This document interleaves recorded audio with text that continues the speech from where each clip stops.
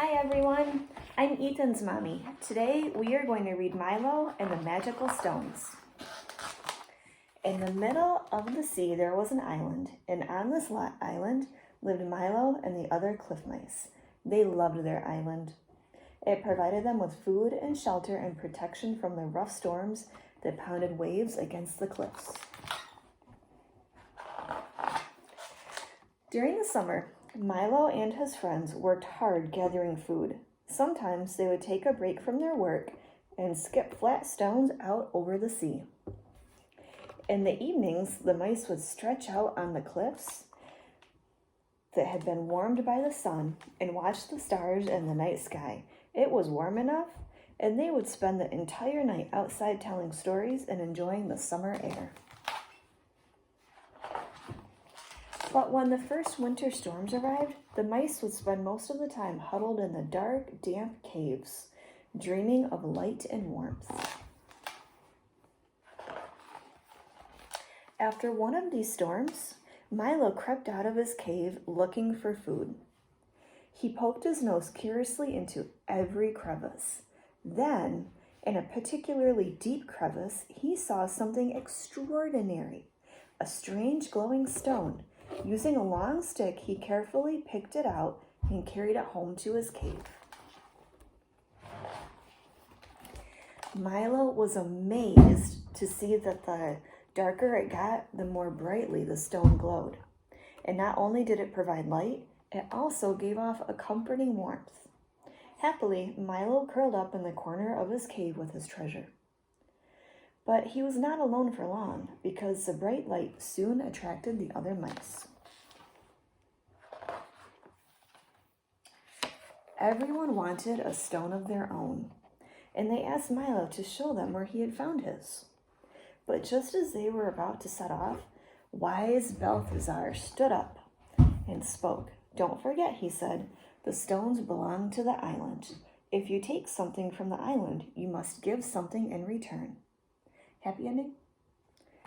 The happy ending. "Balthazar is right," said Milo.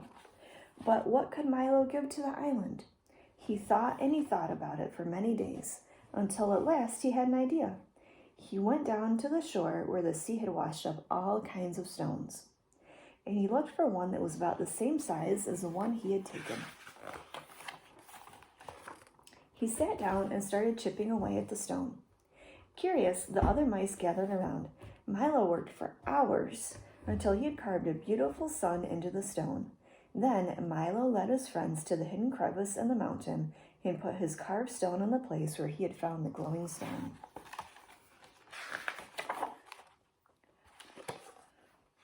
The other mice began digging. Directly below the crevice, they found a tunnel that ran into the deep mountain. The further into the mountain they went, the more glowing stones they found. Each mouse took one and carefully carried it home. Then, like Milo, they found ordinary stones along the shore and started to decorate them. Some of the mice carved or etched or drew on their stones. Others wrapped them and decorated them with flowers, leaves, or roots. They created beautiful works of art, then carried them deep in the mountain and placed the gifts where they had found the glowing stones.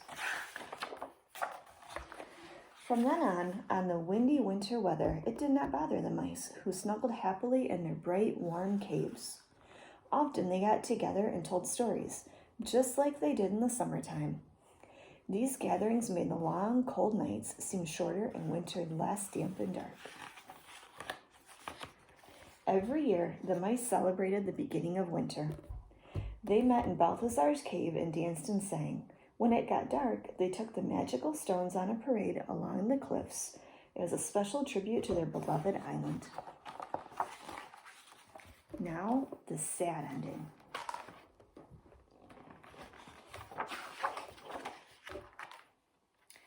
Only Milo heard Balthazar's warning and listened. He immediately began thinking about what gift he could give to the island. But the other mice hurried off to find the glowing stones. They squeezed into the tunnel and started digging wildly. Using sharp rocks, they chipped away at the walls of the tunnel. They tossed the smaller stones aside. They wanted only the biggest ones.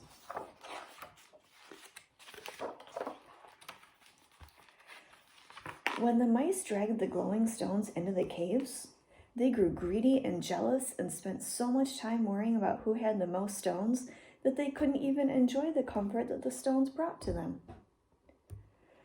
Milo watched his friend sadly. He worried about what Balthazar had said and wondered what would happen. He sighed.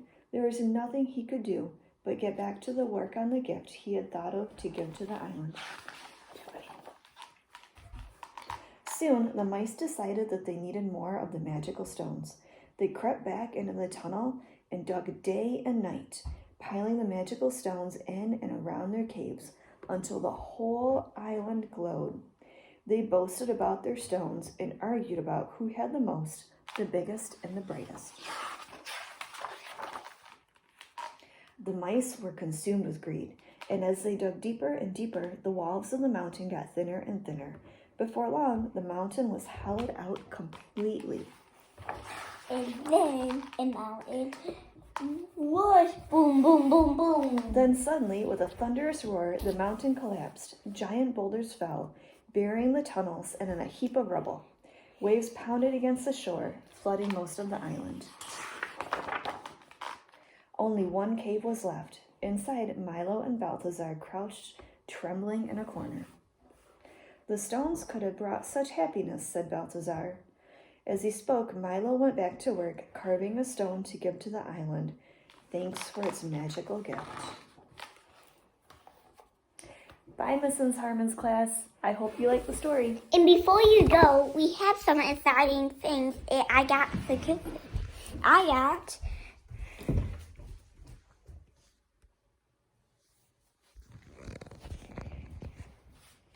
got that for Christmas.